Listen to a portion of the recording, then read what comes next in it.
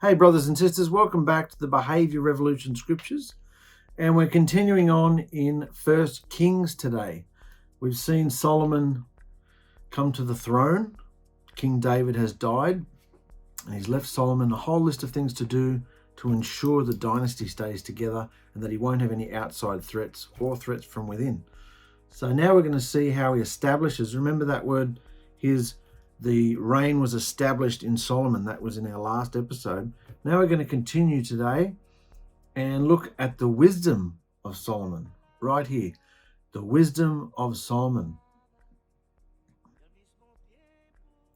Solomon was a young man of about 20 years old, quite serious and dedicated to his position and responsibility before Yahuah.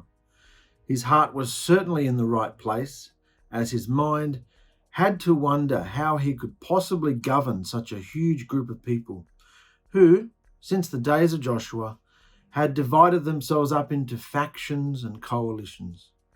In addition, David's conquests of foreign nations had not yet been brought together, and at the moment, King Solomon's means to deal with these domestic and international matters of utmost importance were quite limited. Yet Solomon is young, enthusiastic, and his heart is still tender and not only open, but yearning for Yahuah's leading. So with a little bit of a backstory there, let's go into 2 Kings chapter 3. Wisdom. Solomon made a peace treaty with the Pharaoh, king of Egypt, by marrying his daughter. Interesting. And Solomon brought her to the city of David until he had finished building his palace, the temple of Yahuah, and the wall around Jerusalem. So he hadn't yet finished building his palace, the temple, or the great wall around Jerusalem. So he brought this woman, the Pharaoh's daughter, into the city of David. The first important step that Solomon took as undisputed king of Israel was to create alliances with surrounding nations. And this was accomplished by marrying into the family of the hoped-for ally. In this case, the hoped-for alliance was with Egypt. So Solomon married the Pharaoh's daughter, connecting the families.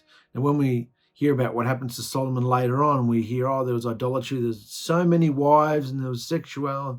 Everybody thinks he was just a horny bugger. It wasn't about having the wives for the sake of having wives, because he wasn't sexually satisfied or anything. It wasn't about that. It was about all these political alliances that he was making with all the other nations, and the sacrifices that he had to make, compromises against his own belief that he had to make in order to make these alliances. And as we see here, it all started, this alliance with Egypt, by marrying the Pharaoh's daughter. And if this is a pattern for what happened with all the other women, what was he allowing into Israel? What was he allowing into his palace, into his life? Not only the women, but their families, their beliefs, their customs, everything. So this was a bit of a slippery slope. So, was this a good idea? Was this a good union? Especially when we know later on that the love of many women, along with their idolatrous practices, was Solomon's downfall. Should he be taking his people back to Egypt, so to speak, which was right against Torah? Yahuah said way back in Moses' time, never go back to Egypt. So should he be taking his people back to Egypt, so to speak, through this union with the very nation that hated and enslaved Yahuah's people? Let's not forget the history. This is Egypt. He's marrying a woman from Egypt. Solomon, however, was not in violation of Yahuah's Torah law, since the only nation Israel was forbidden to intermarry with were the Canaanites. Do not marry, do not take any wives from the Canaanites. As we know, all Gentiles and foreigners were welcome to engraft into Israel, only if they renounced their former customs and deities and swore allegiance to the Elohim of Israel. But we know that didn't happen too often. All the idolatry would always come back, always came back through Joshua, the judges, all the books. Samuel, we saw it happen again.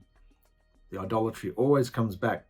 So, I know people have said, Joseph, he married an Egyptian wife. So what's the problem there? He didn't get in trouble. That's because he was almost the king of Egypt. He was second to the Pharaoh, second only to the Pharaoh. And he was living in Egypt as an Egyptian. That was Yahuah's plan. So for him to marry an Egyptian wife was fine. Very different story here, though. Anyway, at this point in the story, Yahuah is allowing it, whether it was a good idea or not. So, the temple to honor Yahuah had not yet been finished. So people were still making animal sacrifices on altars at the high places. High places were elevated landmarks where altars were set up for sacrifice in the absence of a tabernacle. Solomon was loyal to Yahuah and obeyed everything his father David told him to do, and he continued to go to the high places to offer sacrifices and burn incense. Very interesting this. You could just read straight past it. The people were just sacrificing willy-nilly on their own altars. What happened to the pattern? What happened to the brazen altar? What happened to the tabernacle? You can't just go and sacrifice willy-nilly. A priest has to do the sacrifices.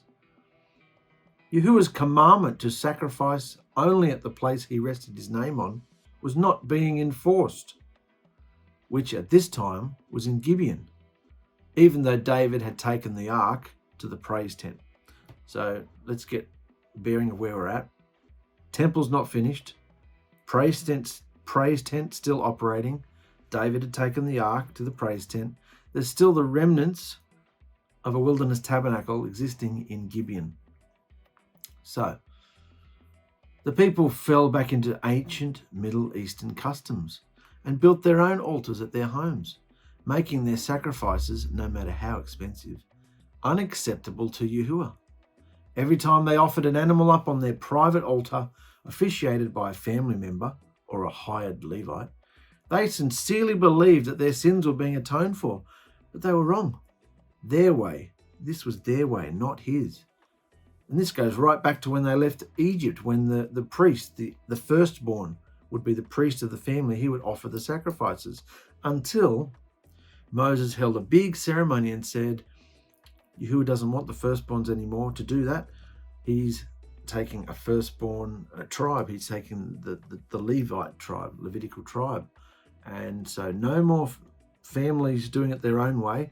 You all have to come to the tabernacle and do it my way now. But as we saw through Eli the priest and then through the whole book of Samuel, all the apostasy going on, the priesthood had become a joke. They weren't even teaching the right way. They weren't even from the right family line. So the people were pretty much, get stuffed. We'll do it our own way. So King Solomon went to the actual tabernacle at Gibeon to offer a sacrifice because that was the most important high place. He offered 1,000 ascending near or burnt offerings on that altar. 1,000 offerings he did. That would have taken a while. There he is there. He went to the actual tabernacle, which had all the furniture except the ark. He did this 1,000 times. He really was seeking Yahuah. He wanted to be a good king, a righteous king. The leaders of Yisrael had assembled to cheer and validate Solomon's coronation as king of Yisrael, complete with fabulous numbers of priestly sacrifices and inspiring speeches, all designed to praise Yahuah on behalf of Yisrael's new leader. Then they were gone, headed back to their 12 tribal districts. And as Solomon watched them depart, he must have pondered what lay before him tomorrow. So that's what's happened. Big feast. He's been inaugurated. 1,000 sacrifices. While Solomon was at Gibeon, Yahuah came to him at night in a dream. Now we read all these things often. Oh yeah, well he did that. There's hundreds and hundreds of years often in between these appearances of dreams or visions.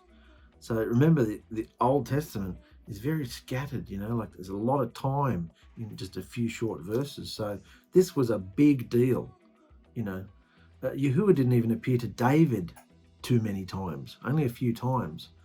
The story of David is about how David felt about Yahuah. So for this to happen here is a huge deal. While Solomon was at Gibeon, Yahuah came to him at night in a dream, saying, Solomon, ask me what you want me to give you. Ask me what you want me to give you. Solomon answered, You were very kind and loyal to your servant, my father David. He walked before you in truth and in uprightness of heart, and you showed him the greatest kindness when you let his son take his place as king.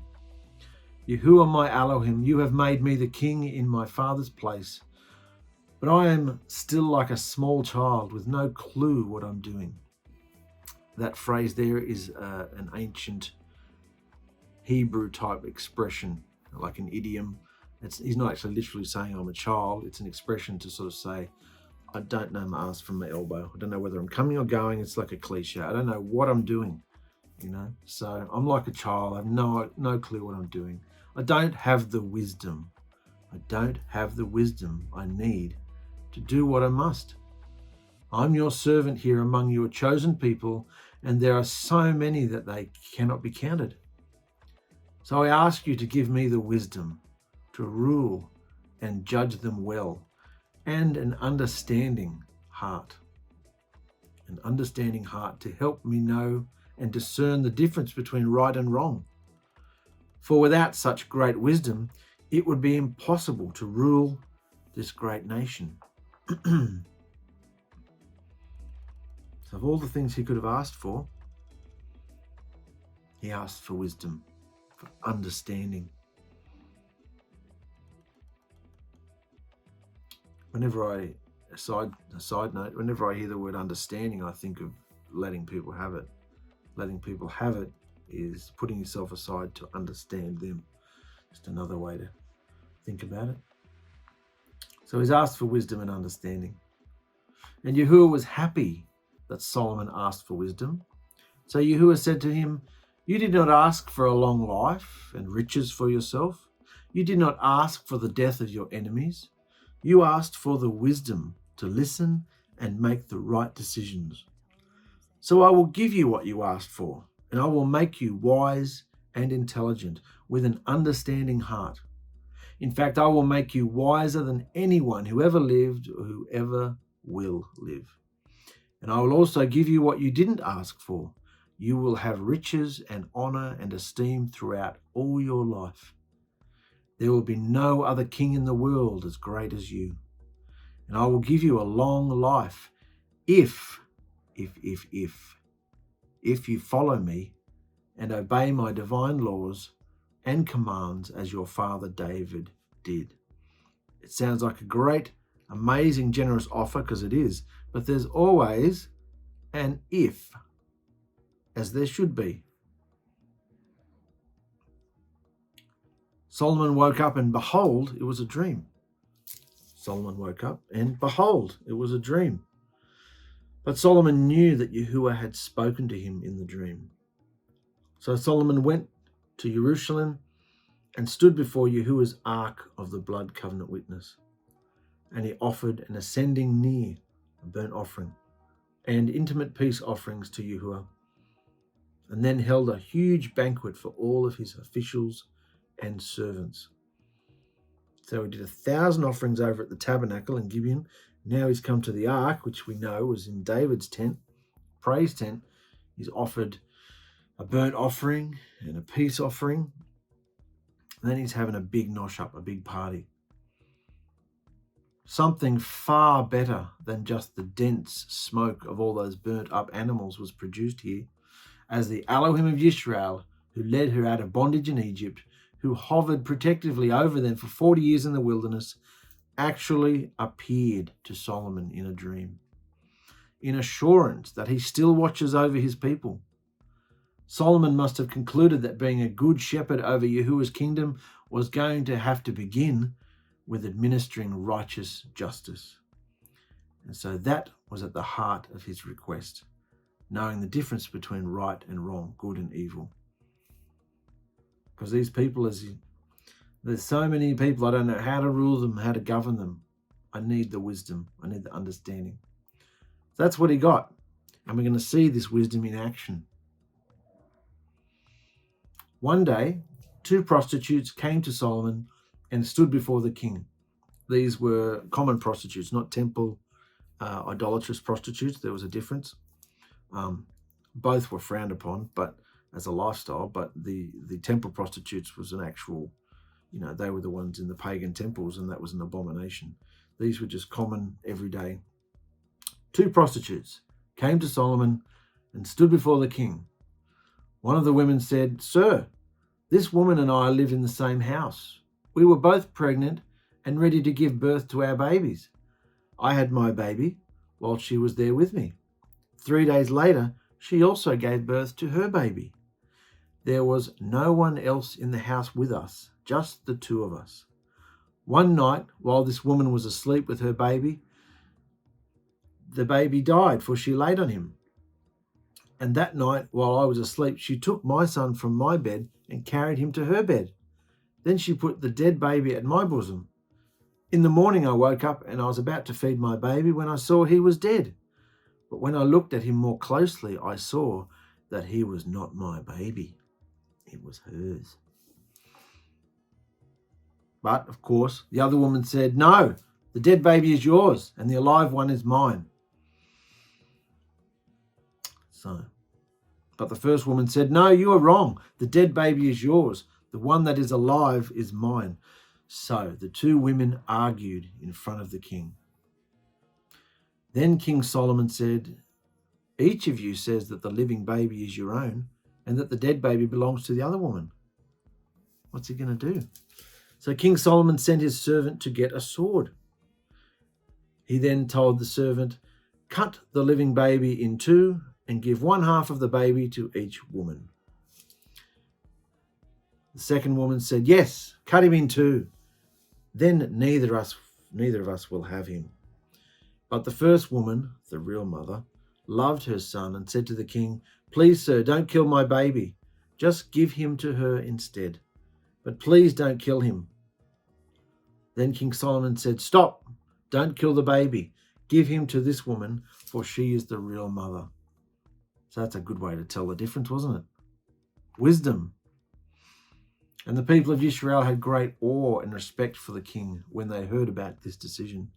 And they saw that he had the wisdom and understanding of Yahuah to make right decisions. So it's obvious the second woman couldn't have cared less because it wasn't her baby. Cut him in half. But this woman, the real mother, didn't want her baby cut in half, even if it meant going to her. So, wisdom. Let's look up this word wisdom, because this is what Solomon asked for above everything else. Riches, long life, avenging enemies. He asked for wisdom to rule these people. The Hebrew understanding for wisdom is understanding, knowledge, reason, perfectly, illumination and light. This is what we can ask Yahuah for in every situation. Particularly us, because we have a portal on our hearts that we can go into his throne room and ask for wisdom in a situation. Give me understanding of this situation. Help me understand. Help me let someone have it, not react the wrong way. Give me a reason for why this is happening. Illumination and light. Shed some light on this subject for me, Yahuah. It means to be wise in mind, word, or behavior. Exceeding. Teach wisdom. Be, make, self, show self. Wise, deal, never so, wisely, make wiser. It also means skillful, wisdom, wisely, or wit. More here. Flavor, judgment, both subjective and objective, hence account, chancellor, command, commandment, decree, regard, taste, wisdom. Dealing with the heart, the feelings, the will, and even the intellect. This is where wisdom can affect us. Likewise for the center of anything. To care for, comfortably, consent, considered, courageous, friendly, broken, hard, or merry. It's also something dug, i.e. a general source of water, even when naturally flowing. What do we think of when we hear the word water? The water of the word. What gives us wisdom? Yahuah's word. So, water, even when naturally flowing, also of tears, blood, by euphemism of the female pudenda, figuratively of happiness. I think that's a womb, but of happiness, wisdom, progeny, fountain, issue, spring, well, or spring. So all this is speaking of the wisdom that we can get from Yahuah. Trickery, or in a good sense, discretion, guile, prudence, subtlety, wily, wisdom. To be or make or act circumspect, and hence intelligent, consider, expert, instruct, proper, deal prudently, give skillful or have good success, teach, have to, understanding, wisdom, be, behave, self, consider, make, wisely, guide, wittingly. Also speaks of intelligence, by implication and argument, by extension caprice, discretion, reason, skillfulness. To substantiate, which means to support, or ability, direct help. We can have direct help in every situation, in purpose and undertaking, intellectual understanding, enterprise, that which thing as it is, substance, sound wisdom or working. This isn't just some flappy willy-nilly thing to know. This is Yahuah's wisdom in every situation of our life. We can ask him for this wisdom. But it comes his way, the way he wants things done, not our way. Yeah? Are you asking Yahuah for wisdom in situations that come up in your life? Because we're going to be tested, aren't we? If we've declared that we're going to do this. Seeking his way in a situation, not our own. Scripture understanding, Proverbs 2, for Yahuah gives wisdom. From his mouth comes knowledge and understanding. He also says in Isaiah 55, for my thoughts are not your thoughts, neither are your ways my ways, says Yahuah. Very important scripture, can sum up a whole lot of our life. Why is this all? Why, how, when, why? My thoughts are not your thoughts. Neither are your ways my ways, says Yahuah. And he's doing it his way, because he knows the beginning, the end, and everything in between, in every dimension. Proverbs 7, wisdom is the principal thing. Therefore, get wisdom. Why? Because it's the principal thing. It's the best, highest thing you could have. Wisdom. So therefore, get wisdom. And with all you're getting, get understanding. Get understanding as well. In 1 Kings 3, Yahuah told Solomon that because he chose to be a slave for him instead of to money, it's essentially what he's saying, because he didn't ask for money. Because he chose to be a slave for him and not money, he was going to add money and life. Yahushua also paralleled this exactly, essentially repeating what Yahuah told Solomon so long ago. In Matthew 6, no one is able to serve two masters, for either he shall hate the one and love the other, or else he will cling to the one and despise the other. You are not able to serve Elohim and riches. Because of this I say to you, do not worry about your life, what you will eat or drink, or about your body, what you shall put on. Is not life more than the food, and the body more than clothing? But seek first the kingdom of Yahuah and his righteousness, and all these matters will be added to you. Yahuah knows what we need. He even knows the desires of our heart. He knows what he's doing. Seek first the kingdom of Yahuah and his righteousness, and all these matters will be added to you, because you'll be able to come to him and make requests. You will have open portal access.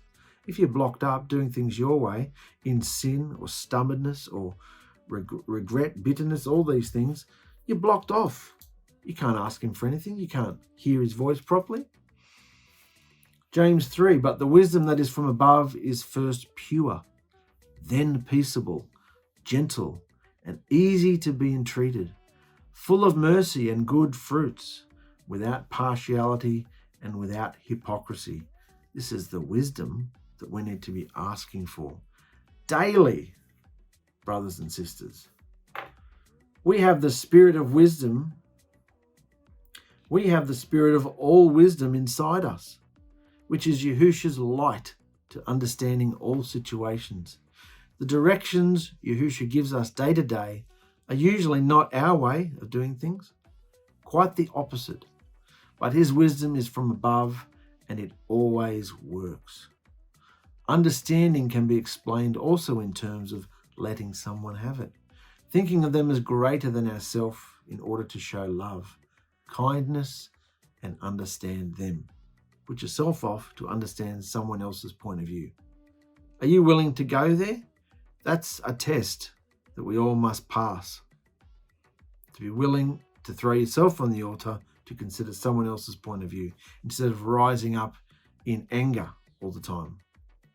Solomon chose to seek first the wisdom and righteousness of Yahuah above any request for success or riches. He wanted Yahuah's love and to please him more than anything else at this stage of his life anyway. Yahushua also asked Peter a very similar question. Do you love me? Peter said, yeah, sure, of course I do. Of course, why do you keep asking me? He said, then feed my sheep. If you love me, then feed my sheep.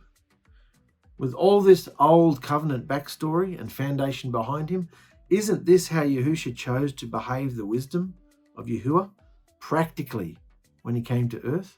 How did he behave? Loved. Fed people the true message, the deliverance message. That's what Yahushua did. That's how he chose to behave all the Torah and prophets that came before him. He was the express manifestation of all that in behavior. What's the point of having any wisdom if the behavior isn't love?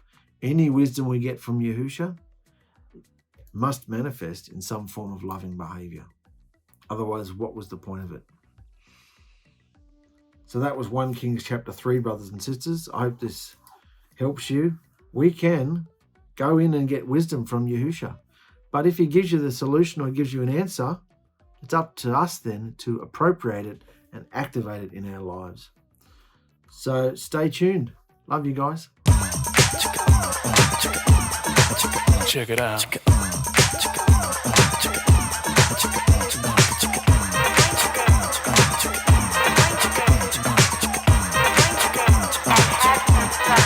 Check it out.